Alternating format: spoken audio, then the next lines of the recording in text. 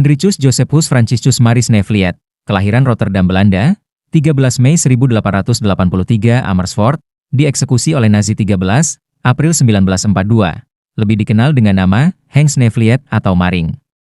Adalah sosok yang memperkenalkan pertama kali komunisme di Asia dan termasuk di Indonesia. Hans Nevliet terlahir dari keluarga miskin di Rotterdam. Ia hanya mampu mengenyam pendidikan di sekolah kelas 2, Hoger Burger School. Setelah lulus sekolah, ia lantas bekerja sebagai pegawai kereta api yang dikelola oleh negara, State Railways. Snevliet kemudian bergabung dengan VSTP, Perhimpunan Serikat Buruh Kereta Api dan Tram Belanda dan Partai Pekerja Demokratis Sosial Belanda, cikal bakal Partai Komunis Belanda Partai Sosial Demokrat SDAP. Menjadi anggota Parlemen Belanda, 1918 hingga 1920. Kritik keras kolonialisme Belanda. Pada tahun 1919 bergabung dengan Komintern. Pada tanggal 9 Mei 1914, Hans Nevliet mendirikan ISDV-PDSH, Indische Democratische Vereniging Perhimpunan Demokratis Sosial Hindia, di Surabaya. ISDV-PDSH adalah organisasi pertama yang memperkenalkan paham komunisme di Hindia Belanda.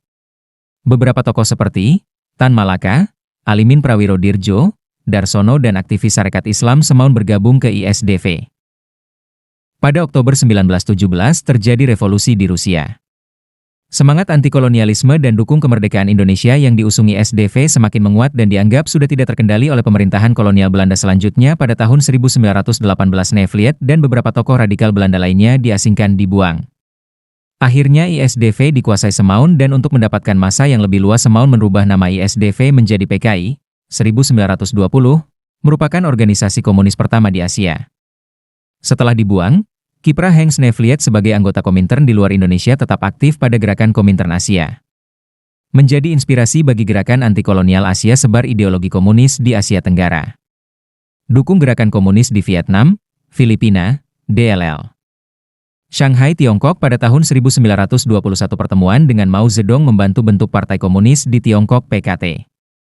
Nevliet bantu Mao sejak awal, bawa PKT ke puncak. Mao Zedong pimpin PKT menang, 1949, jadi pemimpin Tiongkok sampai 1976.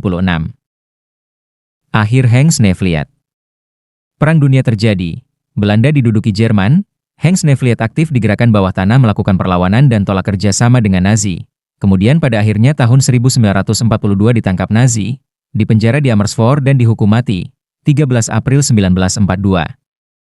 Pemerintahan Belanda beri gelar kehormatan pahlawan perlawanan Belanda dan didirikan monumen Hans Nevliet di Amersfoort.